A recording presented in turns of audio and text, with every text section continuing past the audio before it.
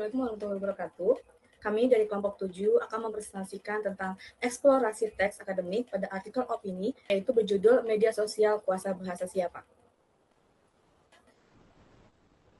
Kemudian yang di sini juga ada nilai keilmuan pada artikel opini.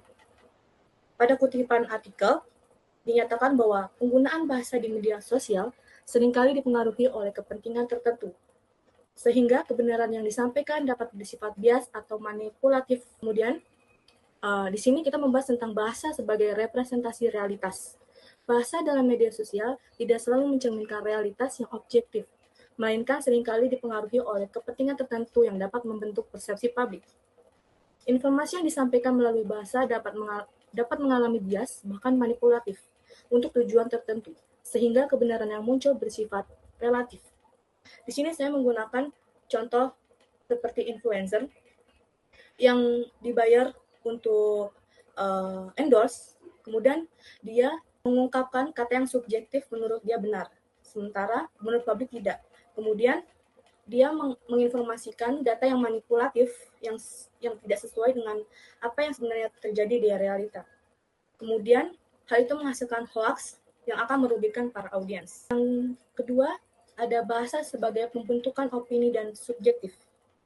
Di kutipan artikel menyebutkan bahwa setiap individu memiliki kebebasan untuk mengemukakan pendapat sehingga batas antara fakta dan opini menjadi semakin kabur.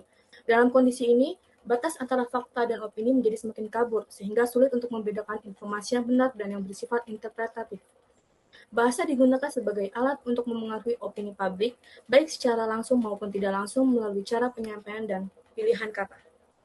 Jadi di sini kita harus pintar-pintar dalam memilih informasi, kita harus lebih riset lagi mana yang benar dan mana yang salah agar kita tidak terkena hoax atau berita yang tidak benar. Kemudian yang ketiga ada bahasa sebagai sarana peningkatan literasi digital. Di dalam kutipan artikel menyebutkan bahwa artikel ini mendorong pembaca untuk lebih berhati-hati dalam menerima dan menyebarkan informasi karena adanya potensi manipulatif bahasa di media sosial. Literasi digital menjadi hal yang sangat penting agar masyarakat tidak mudah terpengaruh oleh informasi yang tidak akurat dan menyesatkan. Maka dari itu, teman-teman, aku bilang dari sebelumnya, harus lebih hati-hati lagi menerima data, memilah dan riset kembali apa yang kalian temukan dan apa yang kalian ketahui. Seperti itu. Selanjutnya, nilai kebangsaan pada artikel opini. Yang pertama, ketuhanan sebagai benteng moral. Nah, pada bagian ini nilai ketuhanan menekankan pentingnya moral dalam penggunaan media sosial. Teknologi memang memberi kebebasan, tetapi tetap harus dikendalikan oleh nilai etika. Seperti kutipan yang sudah saya ambil, yaitu teknologi menghasilkan kekuasaan, kepalsuan, dan kesementaraan sekaligus. Yang kedua, kemanusiaan adil dan beradab. Nilai kemanusiaan terlihat dari cara kita berkomunikasi di media sosial. Kebebasan berpendapat harus disertai tanggung jawab dan empati terhadap orang lain. Dan dalam artikel juga dijelaskan bahwa arus informasi yang berlebihan membuat komunikasi menjadi bising dan sering kehilangan makna. Karena itu penting untuk bersikap kritis, melakukan verifikasi informasi, dan menjaga etika agar interaksi tetap beradab. Selanjutnya, yang ketiga itu persatuan dalam keragaman. Nilai persatuan itu tercermin dari pentingnya kerjasama dalam menghadapi dampak negatif media sosial, seperti hoax. Dalam kutipan juga disebutkan bahwa perlu kerja lintas ilmu digitalisasi ini, yang mana menunjukkan bahwa menjaga persatuan di era digital membutuhkan kolaborasi berbagai pihak, bukan hanya individu. Yang keempat, ada kerakyatan dan kebijaksanaan.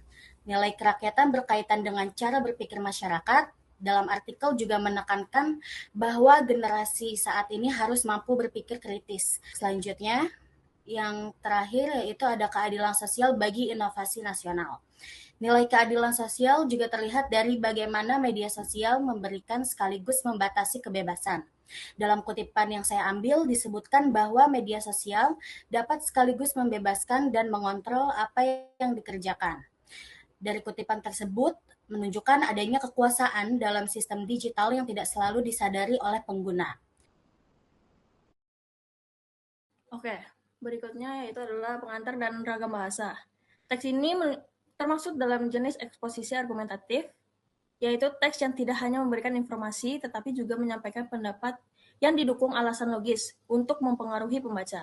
Ragam bahasa yang digunakan adalah ilmiah populer, artinya bahasanya tetap formal dan terstruktur, tetapi dibuat komunikatif sehingga mudah dipahami oleh masyarakat umum.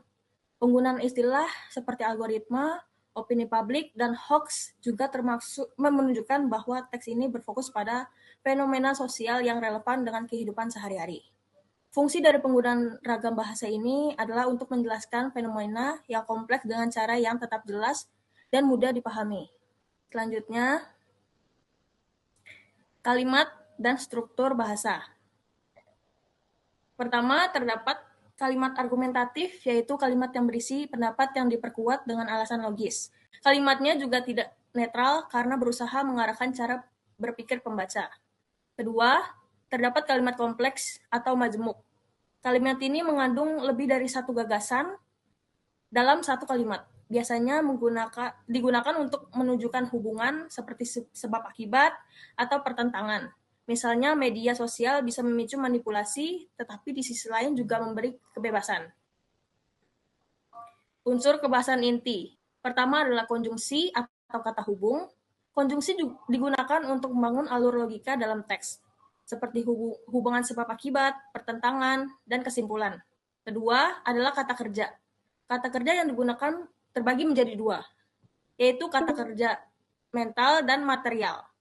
Kata kerja mental seperti memahami, menilai, dan menganggap menunjukkan proses berpikir penulis. Sedangkan kata kerja material seperti mempengaruhi, mengontrol, dan menyebarkan menunjukkan tindakan nyata yang terjadi dalam media sosial. Berikutnya slide terakhir, makna, gaya bahasa, dan simpulan. Dari segi makna, terdapat makna denotatif, yaitu makna yang bersifat langsung atau faktual, seperti penjelasan tentang media sosial dan penyebaran informasi. Selain itu, terdapat juga makna konotatif, yaitu makna tambahan atau kias.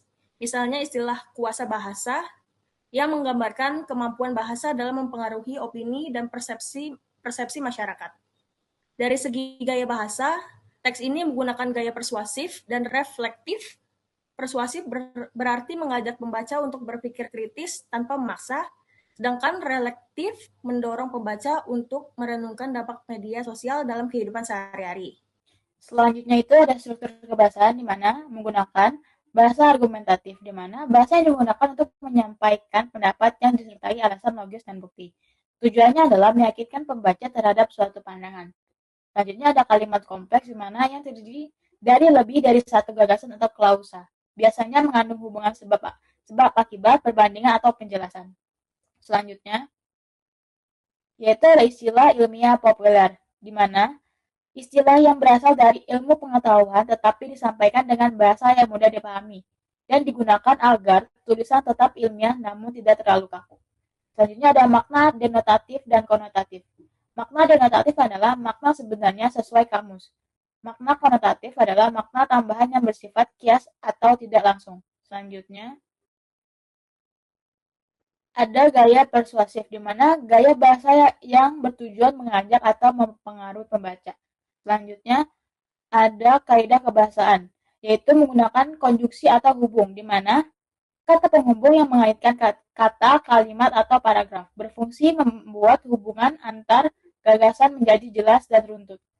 Selanjutnya ada kata kerja mental, di mana kata kerja yang menunjukkan aktivitas pikiran atau perasaan digunakan untuk menyatakan pendapat atau sikap penulis. Selanjutnya ada kata kerja material, di mana kata kerja yang menunjukkan tindakan nyata atau aktivitas fisik yang digunakan untuk menjelaskan peristiwa yang benar-benar terjadi. Selanjutnya ada kalimat sebab akibat, di mana kalimat yang menunjukkan hubungan antara penyebab dan hasil dan membantu memperjelas logika dalam sebuah argumen. Selanjutnya, kata rujukan, di mana kata yang digunakan untuk merujuk pada kata sebelumnya agar tidak terjadi pengulangan. Selanjutnya ada fakta dan opini. Fakta adalah informasi yang dapat dibuktikan kebenarannya, dan opini adalah pendapat atau pandangan seseorang terhadap suatu hal. Berikutnya ada analisis kekuatan dan kelemahan. Kekuatan itu isinya ada analisis mendalam seperti membahas hubungan bahasa, teknologi, dan kekuasaan. Berbasis teori, didukung tokoh kredibel, ada Mrazek, Krauss, Carl, Anderson, dan berikutnya ada relevan sesuai dengan fenomena hoax atau buzzer dan banjir informasi. Ada analogi kuat membandingkan radio dan media sosial sebagai alat kekuasaan, bahasa, reflektif, kritis, dan argumentatif. Dan di sini ada bagian kelemahannya seperti bahasa abstrak, yaitu sulit dipahami pembaca umum. Contohnya seperti kurang kasus nyata yang konkret, struktur kurang runtut seperti alur pembahasan meloncat, dan tanpa solusi tidak ada langkah praktis. Dan terakhir perspektif sempit, lebih dominan kritik, kurang sisi positif. Sekian dari kelompok kami. Terima kasih. Wassalamualaikum warahmatullahi wabarakatuh.